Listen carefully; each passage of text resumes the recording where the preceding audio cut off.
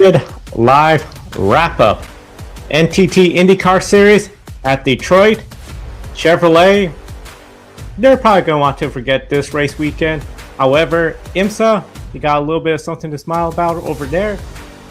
MotoGP, Mugello Circuit, Italian Grand Prix, Italian sweep, but it's not exactly Ducati, and World Rally Championship, Rally Japan. Welcome to the wrap-up show. Not the complete wrap-up, because we still have NASCAR later today, but that will be wrapped up by the folks at Grid Rising. Matthew Bro, Tanner Smith, they're going to recap the NASCAR Cup Series tomorrow on their program. Joe San Diego here, along with Kobe Lambeth from Grid Tonight. A big thank you to our Patreon investors, Colin Deschelle, Mark, Robin, David, Matthew, Crystal, Nico, and Gloria. They've been investing through Patreon or YouTube paid membership. Link in the video description, or hit that subscribe button on YouTube. And of course, subscribe to us right here. Be sure to not miss any of our programs, and watch all our coverage of all the motorsports news from around the world and across social media at Grid Network TV and gridnetworktv.com. We know Isha and Matthew will be working on their articles for IndyCar and NASCAR respectively. Kobe, let's start off with the NTT IndyCar Series and the race weekend at Detroit. And it's one of those deals. Alex Palou sporting a Honda livery this weekend instead of his traditional DHL yellow and red livery.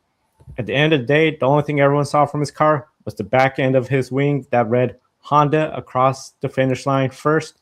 Second, at the Detroit track, we had the first repeat winner of this circuit, the downtown Detroit circuit. So Alex Palou is still just showing he is hard to beat week in and week out, leading a podium sweep for Honda. And this is Chevrolet's headquarters. In fact, the Chevrolet GM building is just overlooking the track. If there's some executives on the top floor of that building looking, they probably just, as soon as the race was over, well, head on out. No need to celebrate. Let's just see what happens on Monday. And by the way, for Alex Palou, third consecutive pole. He has 4 wins this year, 5 podium finishes, 7 top 10s, in 8 races. And looking at the point standings now for the NTT IndyCar Series, 62 ahead. That means if Kyle Kirkwood was to win at Gateway the next race weekend and Alex Palou finished dead last, score no bonus points, Palou will still be your points leader, be a much smaller margin. But now we're at that point, Kobe, where Alex Palou is more than a race win ahead of the competition. I sense when he wins these races now, it stings for the field, because it just seems like, how do you beat this driver who almost appears to be unflawless? He just seems to get the job done unless something like the Indy Grand Prix messes him up.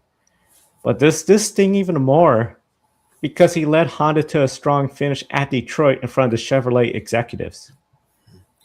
I mean, anytime Alex Palou wins, it stings for the competition, because they're doing absolutely everything they can to try to beat this guy. It honestly starts to remind me of the Jimmy Johnson era when he won those 5 straight championships. Like, whenever there was like a lucky break, it always benefited Johnson and Jack and Nelson, the 48 team. And it seemed like for the most part, outside of that Indy Grand Prix race, that the luck continues to follow Alex Palou's way, and him and that number 10 team led by his strategist Barry Wanzer, they continue to hit on all cylinders and just limit the number of mistakes. And if you listen to the Fox Sports broadcast, they always talk about Alex Palou being this surgical like driver. And you saw, during the race when his tires were fading, instead of trying to, fight and hold on to the lead, what did Alex Palou do? He gave up second. Then he gave up third, and then he dropped all the way down to 4th at one point of the run-in, because it was the point of the race where, he didn't need to fight. And since he's leading the championship, by a large margin, as you mentioned, a whole race ahead, he can afford, to not take some of those same risks that, some of the others do, try to catch up to him in the championship. And it just continues to amaze us, that he continues to dominate all of these races. I mean, it wasn't as straightforward as I think you alluded to, Joe. He had to fight, throughout the race, but towards the end, he stretched the gap to Kyle Kirkwood and ended up, winning this race. So if you didn't watch the race and you looked at it on paper, you're thinking, oh, Alex Palou, another masterclass domination. But Alex Palou was the best driver in the field today, by far. But He certainly had to work for this. It wasn't easy at all, and he certainly benefited, from the timing of the yellows and all that. I know we'll talk about the yellows later on, but it just shows, if you want to beat Alex Palou, you have to be 2 steps ahead of this guy. Being on the same level, or even 1 step ahead is not enough, and he has showed today why he is still, the best in the IndyCar series, and the rest of the IndyCar paddock is continuing to struggle to match him. They are struggling to match Alex Palou. It just seems he is almost unbeatable at this point. Just you can't expect him to have a poor race, because if it becomes a poor race, it's almost a shock now. I know a lot of people anticipated Phoenix earlier this year was going to be a challenge. Well, no mistake of his own. Maybe you could say wrong place, wrong time. He was taken out of that race. We're going to Gateway. I don't think he's going to be making mistakes. You can't anticipate Oxbow to be vulnerable.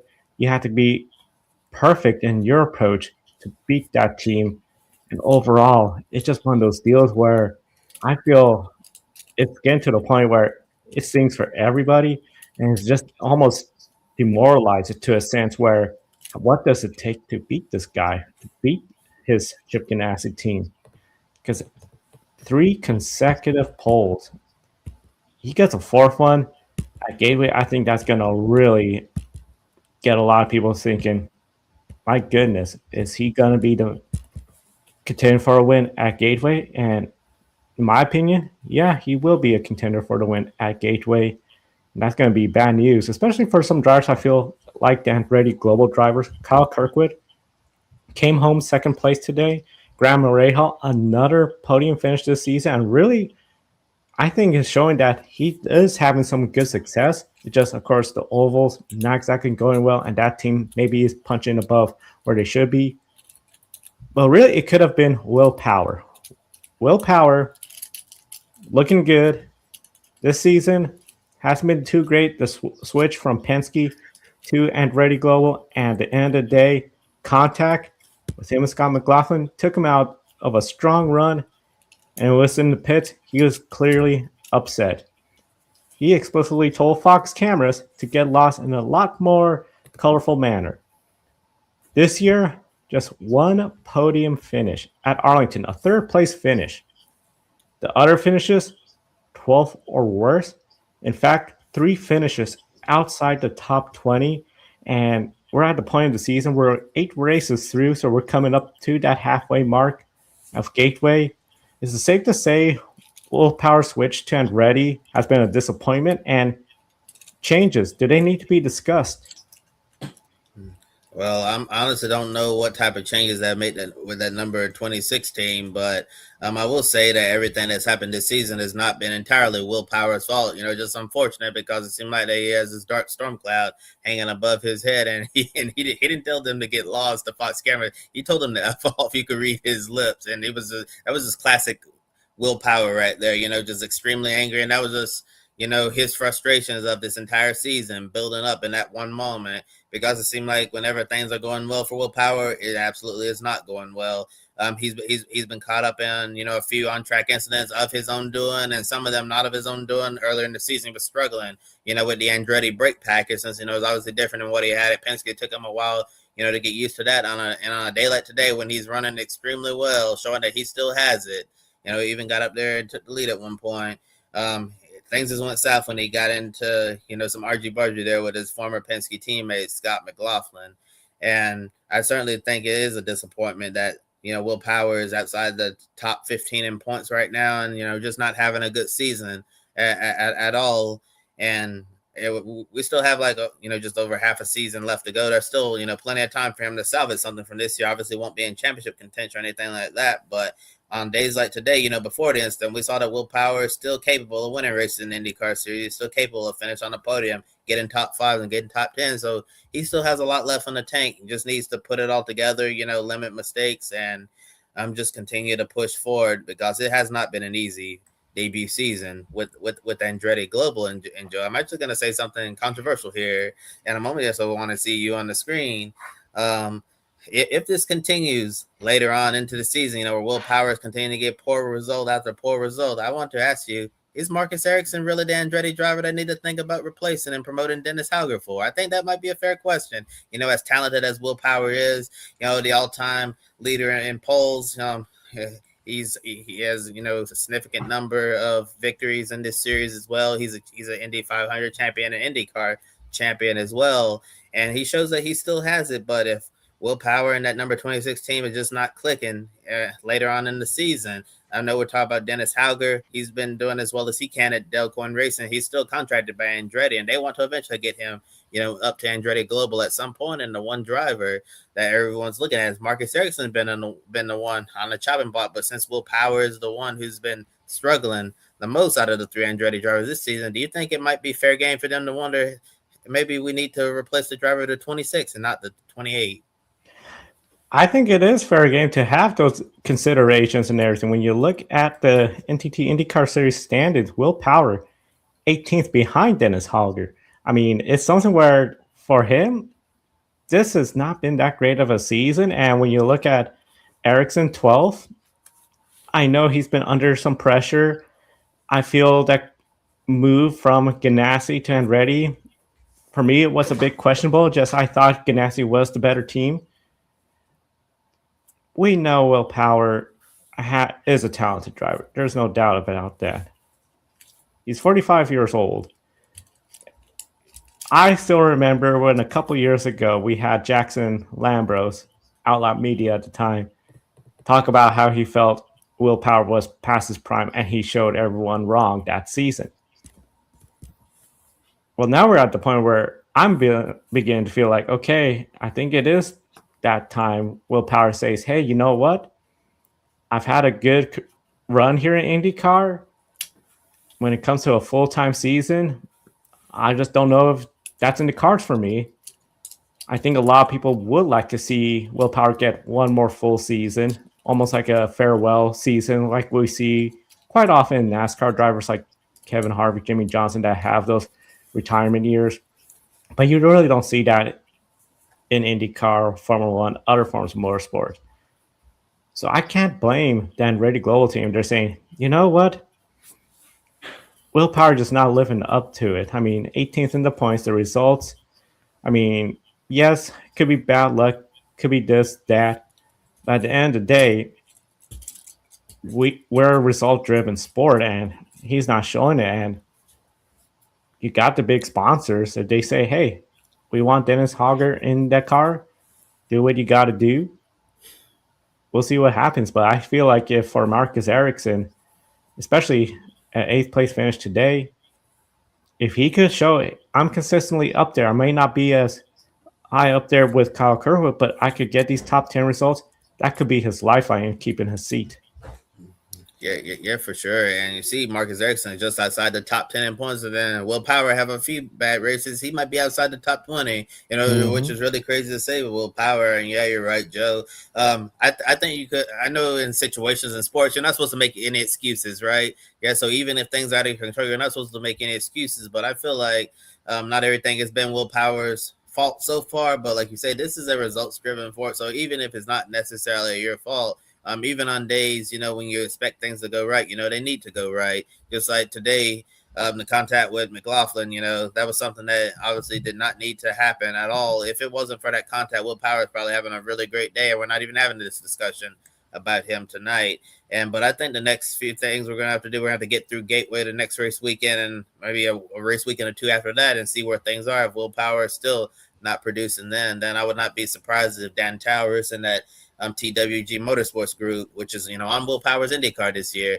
it wouldn't surprise me if they start having discussion and say, we were thinking about, moving on from Marcus Ericsson and getting Dennis Hauger in at 28 next year, but maybe we actually might be better off, replacing Will Power with Dennis Hauger, since Marcus Ericsson is still, proven that he is a quite serviceable driver in the IndyCar series. We don't see Marcus, up front fighting for wins often or anything like that as much as Kyle Kirkwood, but he's doing a lot better than he was last season, in terms of getting better finishes. And Will Power, it just seemed like it's just not going well at all. But for his sake, I hope he's able to turn it around and have a good second half of the 2026 season in IndyCar. And if he doesn't, I think Andretti Global and TWG Motorsports, Dan Towers, the CEO of the operation, might have to start making some tough decisions.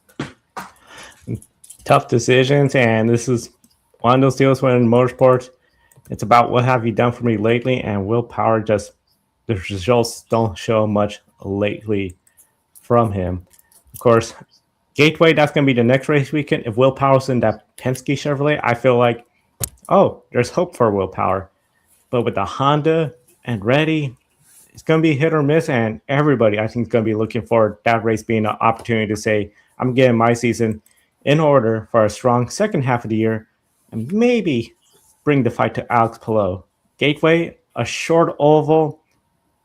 You're looking at drivers that I see this as the best opportunity in quite some time, like David Malukas, who had a rough day at Detroit Crash.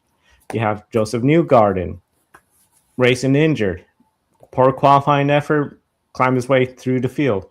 Christian Rasmussen, really, since Phoenix, nothing has gone his way, and he is way down in the standings. He needs a breakthrough performance. Alex Palou, he is looking harder and harder to beat each and every time we come to these ovals as he's gaining more experience.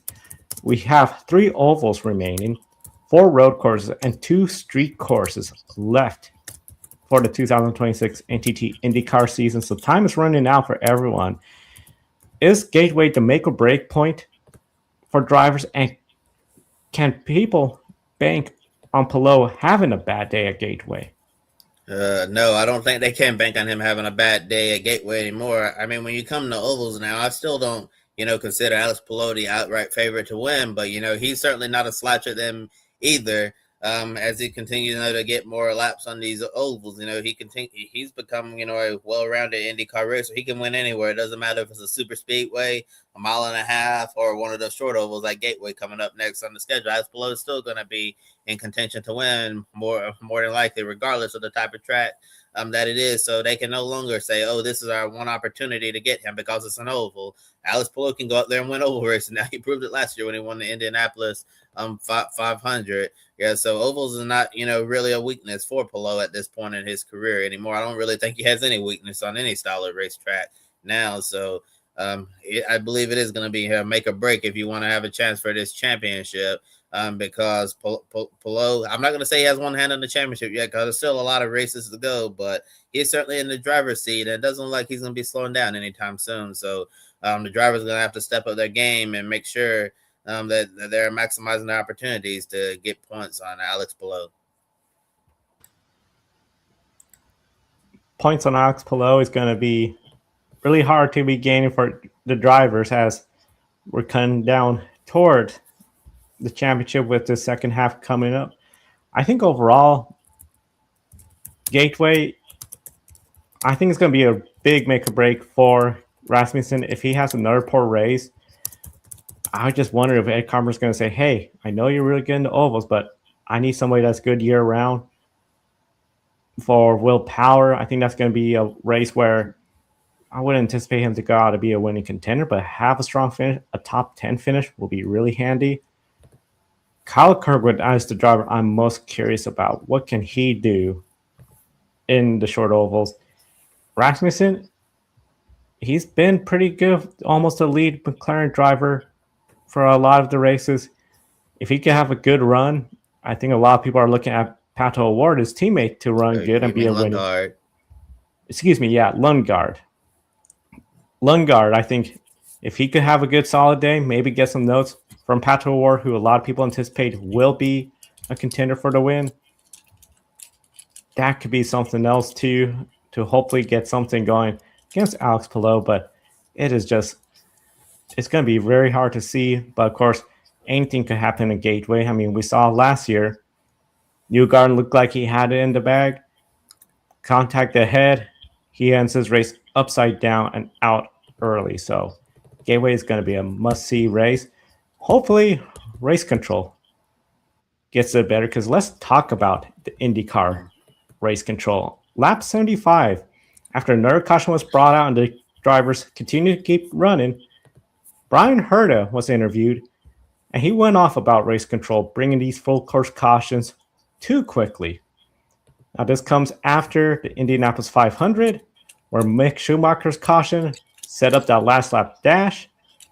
The race prior, No caution for Alexander Rossi coming to a stop on the front stretch until he climbed out of the car. This sparked outrage and rule change that cautions will come out regardless of the pit cycles. Is race control in a lose situation? Because it seems like now too quick to bring out the caution, or they're too late in bringing out the caution. Well, I think we rightfully criticized race control for leaving Alexander Rossi's car stranded too long on the front stretch when they were doing the San Diego Grand Prix on the IMS road course. So they absolutely deserve criticism for that. And when you look at what happened today in Detroit, I think they deserve equal amount of criticism for what we saw today. Before, I felt like that they neglected to do the right thing with Alexander Rossi, and today I feel like they were a little too trigger happy on the caution button. I understand, after Rossi was left in an unsafe spot, I get them wanting to, try to make sure something like that doesn't happen again. So I appreciate them for being proactive, but at the same time, I think we need to be a little bit smarter when it comes to the caution because they shake up the race when you're just pressing a button like that. And I know when you're thinking about oval racing, like in the NASCAR sense, someone spins out of turn for us in a caution, but that's just a thing, because it's high speeds and it's oval racing, so that's to be expected. But on like a road or a street course, someone spins out and that's a caution, and they're able to get refired as very relatively quickly. I think that's pretty silly. Just like when Graham Rahal got turned around, I felt like that caution was not warranted at all because you see, as he got turned around, he was able to get going shortly after that.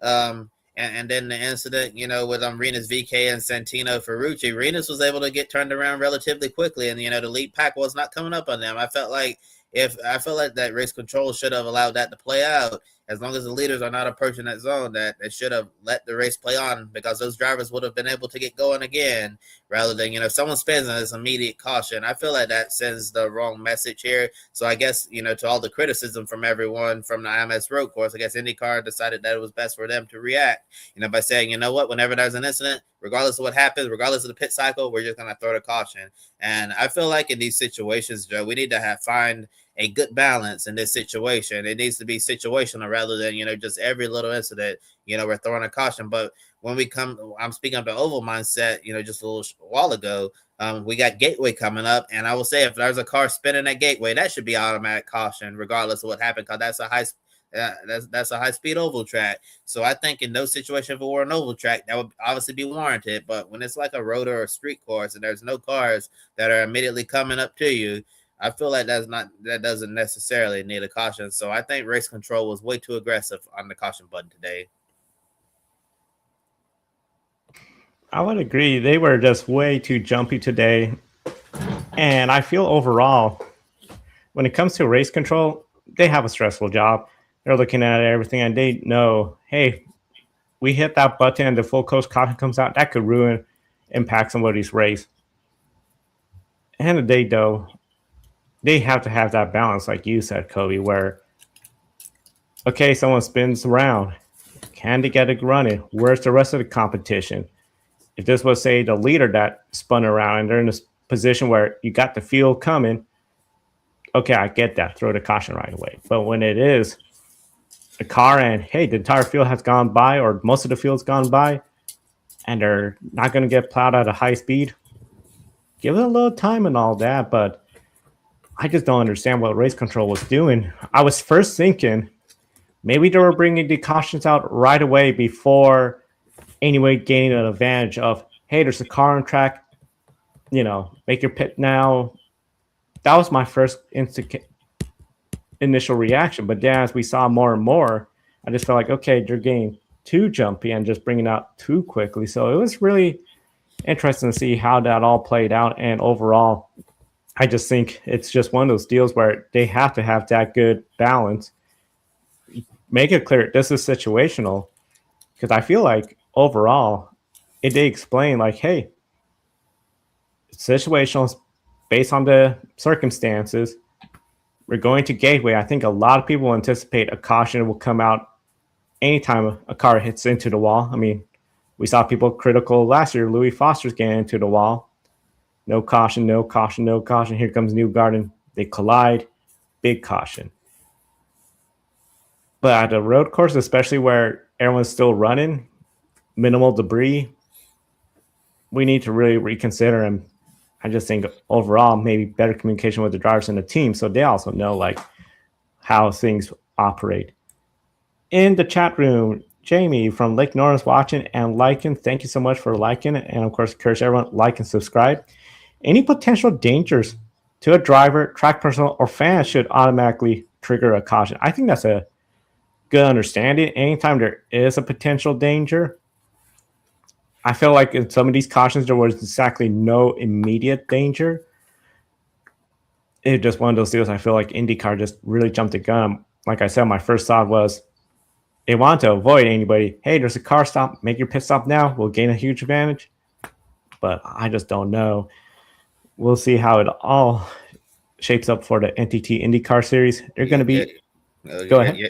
Yeah, for sure, Joe. Just wanted to say, totally agree with Jamie there. I think anytime there's a danger to driver, track personnel, fans, anything like that, it should always, warrant a caution. But I will say that, after Gateway and the next few races after that, we got Road America coming up. I will tell you, today's policy that they use in race control today would not be viable at Road America, because that's a 4-mile monster of a road course, and if we're throwing cautions for every little thing that's happening at Road America, you're just going to be wasting laps right behind the pace car, because cautions at Road America take a long time. So if we that big runoff area heading to turn one, someone gets turned around into the runoff and spins around, in past, you let them see if they get refired, and then continue the race. So in Road America, when that race happens, if we use the precedent that was set today in Detroit, car gets turned around and turn one, Road America and just loops it around, we're going to be throwing a caution. Then we're just going to be wasting laps, and then it's just going to get completely silly. So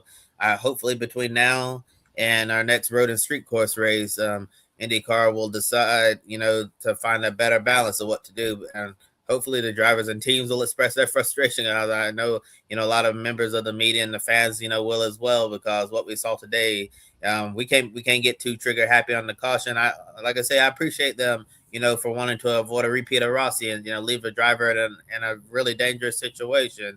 But I think today they could have, afforded to let things play out a little bit more instead of, just throwing a caution every time they saw a car getting sideways. 100% agree. And it's going to be interesting to see how everything will pan out with all the races we have. Of course, as I mentioned a little bit earlier, the number of races we have in the NTT IndyCar Series, you got 3 ovals, 4 road courses, and the 2 street courses. Full course caution at Road America for a spin. That will be a long caution period. Jamie, is Fox being part owner promoting problems with the cautions? I don't know. I don't think they have an active role anywhere when it comes to the decision making on caution flags or everything. If anything, just more, there's probably just an understanding, like if there's a caution, we're going to go on commercial break. But some of these cautions, especially, I feel like Fox would say, hey, we would prefer to see more racing than cautions. I don't necessarily think Fox has inputs on when they throw the caution and thing. I think for Fox, they mostly have more input like on the marketing side of things. As we've seen, like some of the commercials they've been pumping out the last couple of years with certain IndyCar drivers, and also Fox trying to help bring IndyCar to new places around the country. As we know, if it wasn't for Fox, we wouldn't have had that NASCAR IndyCar doubleheader at Phoenix. Because Fox were the ones promoting that event, and if it wasn't for Fox, there wouldn't be no Washington D.C. Grand Prix street race later this year. So Fox is trying, to use this role to try to help out IndyCar in the marketing department, which they've struggled with significantly over the years, and try to diversify the schedule. Go to different places rather than going to the same exact cities year in and year out. So I think with Fox, getting a stake in owning the IndyCar series, that that's where more of their power is going to be, mostly on the marketing, and promotional side, rather than just dipping their toe into IndyCar officiating. Yeah, that's why I feel they're going to be looking more into the marketing side, getting the sport in front of people, and I think a lot of people will say that is working out really well, and something where, hey, Fox, they're bringing their expertise in this, let them continue making that work forward for the NTT IndyCar Series. Now, along with the NTT IndyCar Series, we also had the 100-minute street race for the IMSA WeatherTech Sports Car Championship in Detroit, and that was dominated by General Motors. In the backyard of GM, Action Express Racing's number 31 Whelen Engineering Cadillac of Earl Bamber and Jack Aikens dominated from pole and led nearly the entire race. Two Cadillacs finishing on the overall podium with the number 10 Wayne Taylor Racing prototype in third. In GTD Pro, the number 3 Corvette Racing by Pratt Miller Motorsports Corvette GT3R of Antonio Garcia and Alexander Sims took class honors. Kobe, this race on Saturday, we saw a lot of great racing there, and overall, especially considering everything that happened in IndyCar, where does General Motors stand entering the Le Mans break? I said it's really funny, right? Looking at IndyCar and IMSA, because on the IndyCar side of things, Honda's looking really good right now, and then on the IMSA side of things, General Motors is looking really good. So I guess you can't say that it was all a bad weekend if you're an executive, watching from the top floor at the General Motors headquarters building in downtown Detroit. But I think if you're Cadillac, have to be really happy because, as our own Matthew Burr likes to say, Action Express put on a butt-to-butt performance from start to finish. Nobody could challenge them at all. It seemed like no one had the speed for that number 31 Whelen Engineering Cadillac. Thought Earl Bamber and Jack Aiken drove extremely well during their stints in this race. And they just, did not put a wheel wrong and did exactly what they needed to do to get this overall win. So kudos to the Action Express group for doing well. I believe that Jack Aiken is now shooting up to the top of the championship right now, which is exciting for that number 31 driver and team. After Lauren Heinrich, we talked a lot about him.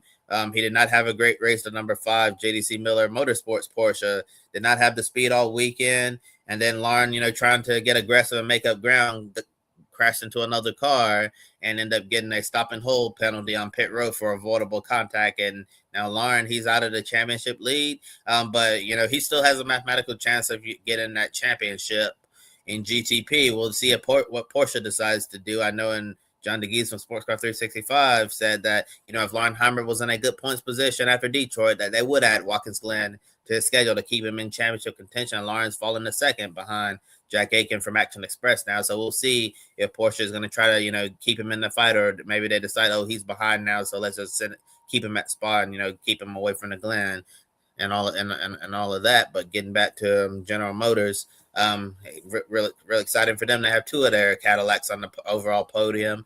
And for the second Cadillac on the podium in third, Wayne Taylor races number 10, Ricky Taylor, Philippe Albuquerque, a much needed podium for that number 10 group. They've struggled significantly for the last couple of years or so. And after this podium, this is the first time that they haven't finished last or second to last in this year in IMSA in 2026.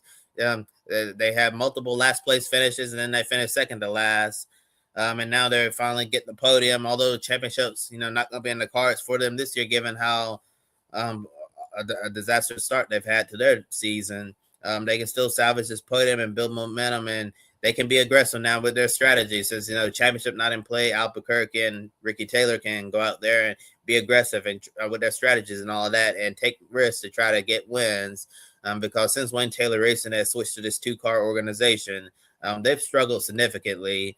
And over the weekend, they were even alluding to that this is basically a single car team trying to run 2 cars, just to put into perspective of how difficult it's been for Wayne Taylor since expanding the 2 cars. So maybe in 2027, it might be in their best interest, to take away one of the Cadillacs and just run one so they can get back to being the contenders that we've seen them be in recent years. So a good boost of morale for the Wayne Taylor team. And obviously, the yellow Corvettes winning on the streets of Detroit in the Motor City. A great sight to see for all the Chevy fans out there. Yeah, so not really surprised to see them do well. A good finish, a good race win for Antonio Garcia, Alexander Sims. I believe their sister car to number 4, Nikki Casper, Tommy Milner still lead the GTD Pro championship. So all in all, good place for General Motors to be heading into the Le Mans break. I know Wayne Taylor's going to be at Le Mans this year. Action Express is actually not going to be at Le Mans, and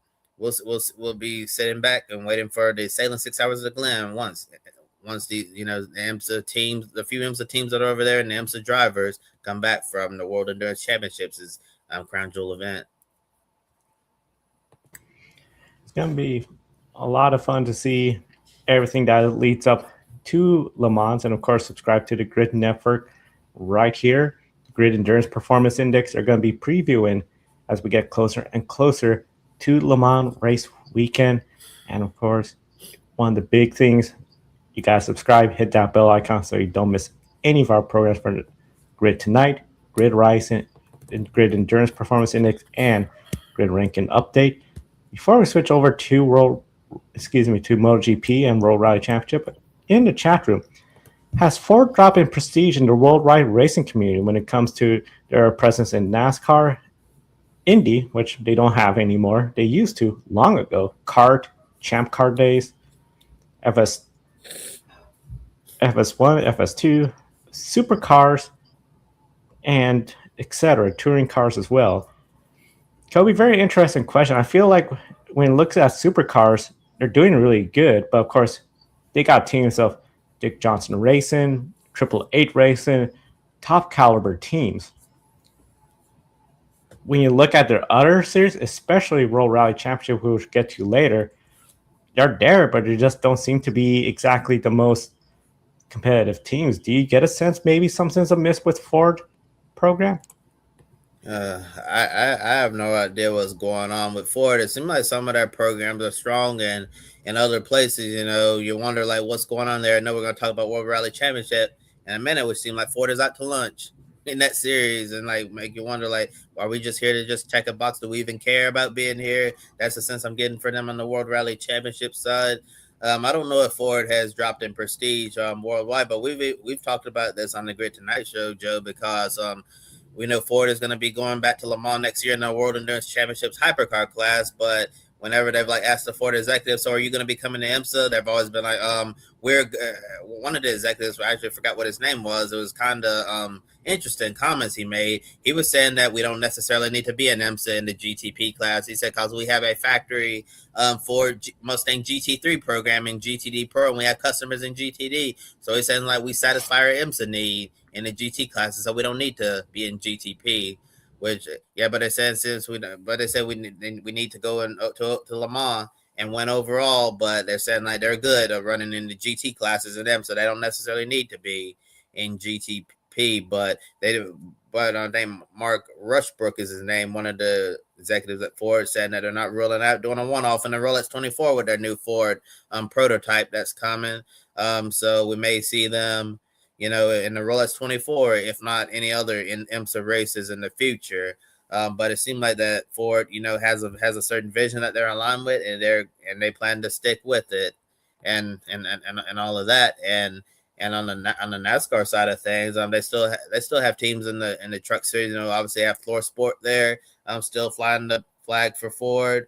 And the O'Reilly Series Ford program is basically non-existent now. We started off with a few Ford teams this year, but they've dropped off, quite a bit. And there have been some races this year we haven't even seen a Ford in the O'Reilly Series. So that's something that's, obviously a big difference there. And then they still have a strong presence in the Cup Series as well. And we know Ford is, powering Red Bull and Racing Bulls on the Pinnacle Motorsport and Formula One, working with the Red Bull engine program there on a joint effort. So Ford, I don't think they've necessarily dropped off in prestige worldwide, because they still have a strong presence in NASCAR, supercars, and they're also, in Formula One. And obviously they had a lot of different programs all over the world. So I don't think they're necessarily dropped in prestige. I think that the priorities have just changed, quite a bit.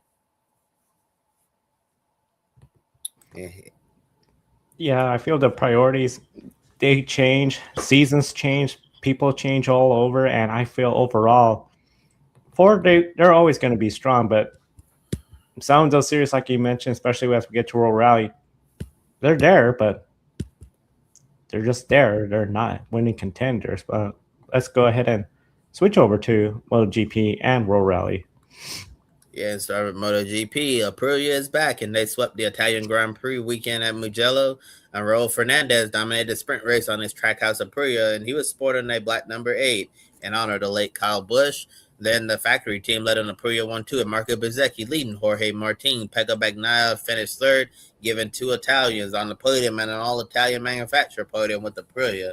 And Ducati, Marc Marquez, back for the first time since his injury, he scored 5th and 7th place finishes this weekend. So nothing too flashy from Mark, but I think given the injury he went through, I think he can be happy with scoring some consistent finishes there, inside the top 5 and then inside the top 10 and in the other race they had this weekend. And the season is still open, and we're not even halfway through the year yet. The Hungarian Grand Prix is next up for MotoGP on June 7th. And next, switching gears to the World Rally Championship, it was another Toyota 1-4 sweep with Elfyn Evans leading Sebastien Ogier and the other Toyota drivers. Oliver Solberg was not up there, and after he crashed in the 10th stage, losing out on a podium position. Sebastien Ogier, who was 2 seconds behind Solberg, was not impressed by his crash and publicly slammed his Toyota teammate. Solberg said, Ogier said it's not a surprise. This morning I've seen the risk he's taken is too high. He said, what is the reason?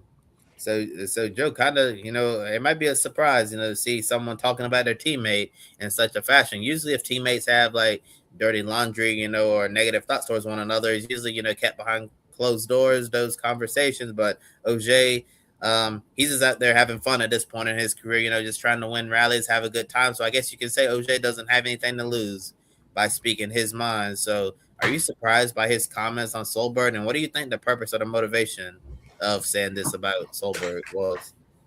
I was very surprised because, as you mentioned, Solberg, he's out there just to have fun, just to collect trophies. And of course, as he races, he's collecting data for the Toyota team. I understand a driver, especially in the position of Solberg, in the private areas within the garage, within the team, going up to Solberg and saying, hey, what's the purpose of all this? Like, what's the reason behind it? Because you've had a podium slip away, you've had a win slip away, and you're at a point where you're no longer just seen as a rookie that, let's see what he does. You're seen as now the driver that should go out there and get these podiums and wins. I mean, if it wasn't for OJ there, yeah, I know it was a Toyota 1-4. You still have another Toyota up there, but it doesn't take much because Hyundai will be back there trying to get better and better. You need a driver that's going to be bringing in that data, giving the information, and bringing those results. So this is where I'm confused by OJ's actions, because I feel like, in the sense, this is something where you would want to say in the privacy of the team garage, in the team conference room, because at the end of the day, you want what's best for Toyota. You want what's best for Ogier. You're out there, you're getting the results, you're getting the data. Toyota's going to be in a better spot compared to his competition. You crash too much, not only could Toyota be missing out on data, you as a driver are going to be missing out to your teammates, Elfyn Evans, who is leading the championship. We know Solberg had one stint in World Rally Championship, went back to a WR2. Here he is again. Don't mess this up. This is a great opportunity. Race with a little more, caution. Race a little bit more thinking of the bigger picture. Don't make some of these big risks that ends up costing you good results. But then why do this in such a public fashion? Was it just maybe he's getting frustrated?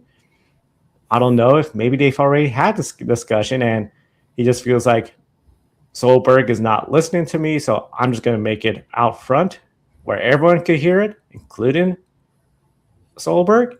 Maybe he'll respond better, but Kobe, I just feel like it's confusing because I would rather, if I was in Solberg's position, I'd rather have this kind of discussion away from the public.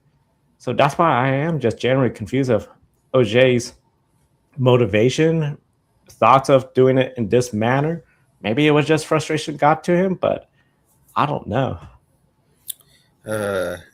Yeah. So maybe part of Sebastien Ogier's motivation.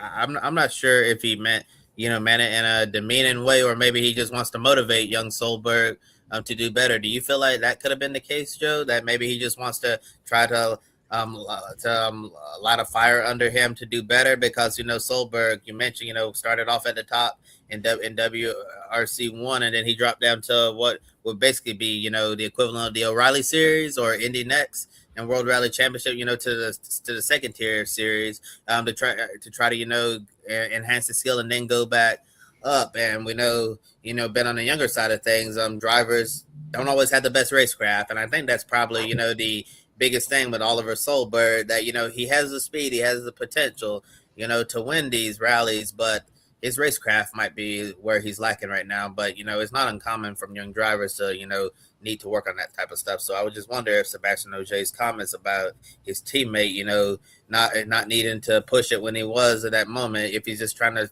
this is his way of being like, you really need to work on your racecraft. That's what I feel like. This is a great way to motivate somebody behind the scenes. Maybe there was something like, maybe Ogier's had the points like, okay, I've had the discussion before with you, especially after you had a race win and you blew it. Maybe I'm just going to say it right here so everyone can see it. I mean, we saw over in the Cup Series how Ty Gibbs get called out. Well, now that lit a fire on him. Maybe it's that public, a little bit of public, airing the dirty laundry in the public that might get Solberg to say, I'm going to be motivated to race smarter, be less risky, just think of the big picture, because he has a point. Toyota's a big opportunity. If you're in a World Rally Championship, if Toyota drops you, good luck finding another ride that could beat the Toyota drivers consistently, because you don't get that here Hyundai, and you certainly don't get that with Ford. Yeah, for sure. And speaking of Ford, we have some more Ford stuff to talk about. But starting with Elfyn Evans, he extended his points lead by 20 points over Takamoto Kasuta. I think a lot of us, picked Takamoto to win this weekend because we wanted to see that feel-good story, since he's been one of the ultimate feel-good stories, a World Rally Championship this season, after just being an average rally racer for most of his career. He's just come out of nowhere to win, just to get some victories this year. And we thought it could be a sentimental win in Japan for Takamoto, but unfortunately couldn't get it done, as Elfyn Evans, continues to pull away in this championship. And we're halfway through the 2026 season now in WRC, and mathematically everyone is still in the hunt. But for Ford M Sport, it's not looking good for them. They are 12th, 18th, 26th, 30th, and 31st in the standings. So it does not look good at all. And so if they had any hope entering this season, Joe, I think it's safe to say, despite, a handful of rallies, left in this season, it's, still wide open. I assume if they had any hope, it's probably over by now. Or did they have any hope entering 2026? I'll be honest, I feel like they didn't have any hope entering 2026. I just feel that team has been falling further and further behind. I was hoping they would get an expert driver like they did a few years ago when they had Sebastian Loeb in that car, and then he goes out, one rally Monte Carlo. It looked like things were going to get better. You had Loeb, you had Automic, but it did not pan out. And then to see what they're doing this year, I just feel like, okay, I could get it with the drivers you have. You're building for maybe a 2 or 3 year rebuild program to gain that experience. But at the end of the day, I just feel like I think they're missing that veteran experience from somebody that has the experience, like even a Thierry Neuville, who I know we talked about, he's so hit or miss. And Elfyn Evans, especially last year, the year before, where we were talking about he can't get the championships because he seems to miss out on a part-time Ogier or Kali Rovanpera. That would have been a great opportunity to say, hey, we want to bring you over, build a program around you, and improve where we are. I just feel like Ford M Sport, they're just there to fulfill the car need. I know World Rally Championship wants to have more teams out there, but when you only have really 3 in the World Rally 1 level, and Ford is at this level, I just feel like you really just have a 2-team race between Hyundai, Toyota, and Ford. They're there, but overall, let's see what happens at the end of the day. I just feel it's funny because Jamie had brought up that question in the chat room, and we knew we were going to be talking about this. Like, well, definitely a World Rally Championship. I feel like that little prestige from the Ford program, considering this used to be a team that had one point Colin McRae, has dipped a lot. Yeah, they're certainly a shell of their former selves, right? And you mentioned the need to have a veteran presence to try to get Ford's program to being competitive on the Hyundai and the Toyota level again. But the thing is, like, what veteran would want to commit to a program like this, right? If I was a veteran in the series, and my thinking about my reputation, I wouldn't want to be a part of this Ford program because they've been struggling so badly, and I wouldn't want to, I guess, be circling the drain with a program like this. But maybe if they want to back up the Brinks truck, and bring them a lot of money, maybe I would sign on as a veteran to join this Ford program. But we obviously don't know we also don't know what's going on behind the scenes at Ford. And what they're thinking when it comes to the World Rally Championship program. Like, it's hard to tell if they're even serious about being in this championship, given how badly they're struggling. And it'll be interesting to continue to follow this story and see where Ford goes in World Rally Championship. But as far as things are going right now in 2026, it's not going well, and it doesn't look like it's going to go well anytime soon. So for all the Ford drivers in WRC, just hang on till the end of the year and just wait and see what happens. Yeah, so that's all I have from them. Indeed, and in the chat room, a couple of comments before we get to our shining moment. Is Haas factory team F1 operating being based out of the old Stewart Haas location, Kannapolis? I believe it's just the Haas factory NASCAR team that's in that shop. That's a single car effort, but I believe the majority of the Haas outfit for F1 is out of England. They may have some offices in Charlotte, but I believe that's the full extent of that. Yeah, for sure, Joe. Like you're saying, the full extent of the Haas F1 team is overseas in the UK, but they do have, some parts of its Formula One program in the United States. Basically the same thing with the Cadillac F1 team. They have the main base, or factory as they call it, in the UK, and then they have supporting shops or offices here, back stateside. And it's interesting, talking about Haas now. This is something we hadn't talked about on our program yet. I'm sure you've seen some of the rumors out there in the Formula One landscape about Haas potentially dropping Esteban Ocon later this season, because there are rumors that Ayao Komatsu, the team principal, and Ocon just were not seeing eye to eye, and that Ocon was, they just did not like him at all, and that they were just thinking about just getting rid of him. And then when they got to the racetrack in Montreal, both of them had a good laugh about it, and like, what are these people talking about? So they're denying that those rumors are true. And we also saw more rumors, surrounding American F1 team Cadillac this week, suggesting that Valtteri Bottas is going to get dropped into the season in favor of Colton Herta. But in that case, I don't know what more Valtteri can do when you're in a car like that. Like, let's be honest, the Cadillac this year is not good at all. And I think this is exactly what we expected, right? That they would be running towards the back and the car would not be up to par as the Cadillac F1, figures out how to run at this level and how to be competitive. So those are two stories that's, probably going to be circulating in the next few weeks, or maybe, a month or two into the summer, about the futures of Esteban Ocon and Valtteri Bottas. And follow the reason I asked, it appears Haas was leasing some of their building space there when I last drove past on Kannapolis Parkway. That could be something they are doing, just leasing out some of the space. Could be for smaller teams, especially like if there's a Xfinity team or another team truck series that, hey, we need this garage space. Well, you could lease it out. As one of those deals is part of the business. But yeah, great questions, and we thank everyone always for all the comments and questions in our chat room. Yeah, for sure. And on another note, Haas factory team, they also have some customer teams in the O'Reilly Auto Parts series. I know Jeremy Clements Racing is having their cars built out of that shop, and same thing for RSS Racing, Ryan Sieg's operation as well, to try to bring those cars up to speed. And we've seen results from those teams this year in the O'Reilly series, as Haas factory team have tried to use their expertise and speed to help some of them independent teams in that series be able to fight to try to get better finishes and try to make the chase over in NASCAR's Tier 2 series. And with that said, it's time for our Grid 1 shining moment from this racing weekend. So let us know, whether you're watching here live or on replay, what's the one thing that stood out to you the most, whether it was from MotoGP at Mugello, World Rally Championship in Japan, IMSA, or IndyCar on the streets of Detroit. Let us know, and I'll start off with you, Joe. What's your shining moment?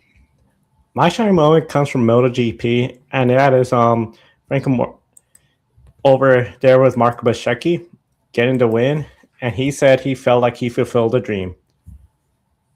riding up Aprilia, Italian-based manufacturer. He's from Italy. He got the win at the Italian Grand Prix. That has to feel really good. He didn't get the sweep. He didn't get the sprint race win, but bigger picture, this is a big win for his career in MotoGP, working his way closer to his first Riders' Championship. And at the end of the day, you know, that's always special to win for your home country, and especially the Italian Grand Prix for MotoGP. They had over 100,000 in attendance during the weekend. Strong effort, and I think it has to feel really special that with Aprilia, where last year it was sort of where are they? They weren't having that great a season with Jorge Martin, who was a defending champion. Now here they are bringing the fight to Ducati, and Ducati is chasing them down. So I think this has to be a high for them. I think overall a shining moment that Marco's going to remember, saying he achieved a dream today. That's a wonderful dream that he was able to achieve. And my shining moment is actually going to be a driver who got a top 10 in the IndyCar race at Detroit. Gotta give an attaboy to Joseph Newgarden for pushing through. I don't know what exactly his injury is, but he has a boot on his foot after he suffered an injury in a crash in the Indianapolis 500 we saw last Sunday when he was coming up to speed on the restart.